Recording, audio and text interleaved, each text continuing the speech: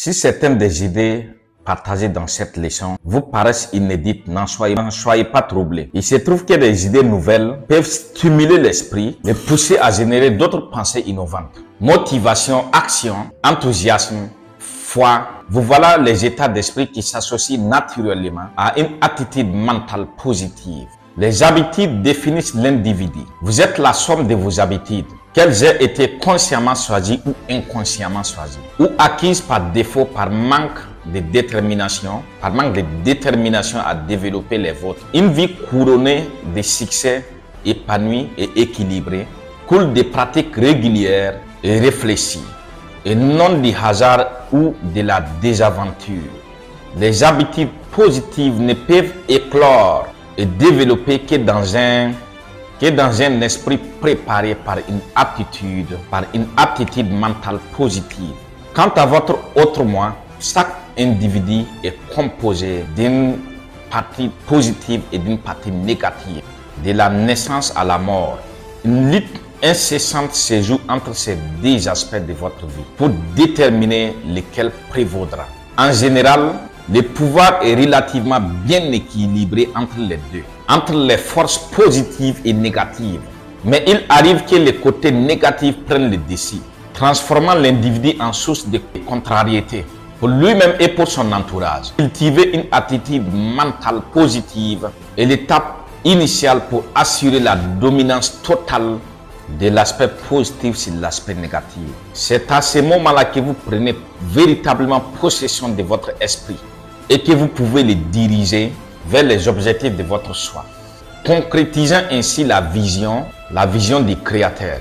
Le Créateur a conféré à l'homme, concrétisant la vision du Créateur qui a conféré à l'homme le contrôle absolu d'une seule chose, son propre esprit. Je considère que parmi tous les principes que j'ai pu observer dans la vie, c'est le plus stupéfiant, le plus profond et le plus significatif. Le Créateur a accordé la maîtrise d'une seule chose, le droit d'utiliser sa pensée de manière positive ou négative. Une vigilance constante est le prix de cette maîtrise mentale, en raison des forces naturelles qui s'opposent à la pensée positive.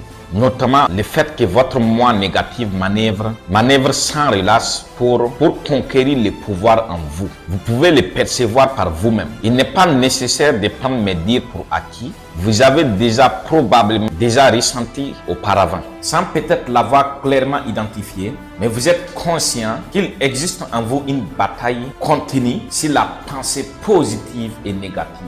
Les peurs, les doutes et les limitations que vous vous êtes imposés, ceux qui vous ont suivi depuis l'autre côté, constituent des obstacles constants à une attitude mentale positive. De plus, les influences négatives de votre environnement, y compris les personnes pessimistes, en particulier celles avec qui vous travaillez, ou les membres de votre famille avec qui vous interagissez, ainsi que certaines prédispositions négatives que vous avez pu avoir dès la naissance, peuvent toutes être transformées en positives, en un aspect positif. Les soucis concernant le manque d'argent et l'absence de progrès dans votre activité, votre entreprise, votre profession ou votre vocation, je ne sais rien qui puisse vous déstabiliser davantage que les inquiétudes, l'amour non réciproque et les frustrations émotionnelles, relations amoureuses. J'espère que cela pousse autant de personnes à l'extrême que n'importe quelle autre cause. Il me semble qu'une personne déçue en amour devrait envisager cette relation comme un train, Donc si vous n'êtes pas satisfait de votre wagon, vous pouvez toujours changer d'un autre wagon. Et si le bon wagon n'est pas encore arrivé, rappelez-vous que si vous attendez assez longtemps à la gare, si vous attendez assez longtemps à l'arrêt, il finit toujours par arriver. Il finirait par se présenter. Donc pas d'inquiétude. En attendant, la mauvaise santé, qu'elle soit réelle ou perçue, est un autre facteur qu'il faut combattre pour maintenir une attitude mentale positive. L'intolérance et l'étroitesse d'esprit, c'est quelques sujets. Toute personne doit être surveillée de près pour préserver cette attitude positive mentale. Que quelqu'un mérite ou non votre haine, votre aversion ou votre intolérance n'est pas pertinent. Il le mérite peut-être, mais vous ne pouvez vous permettre de telles émotions qui ont en raison des effets néfastes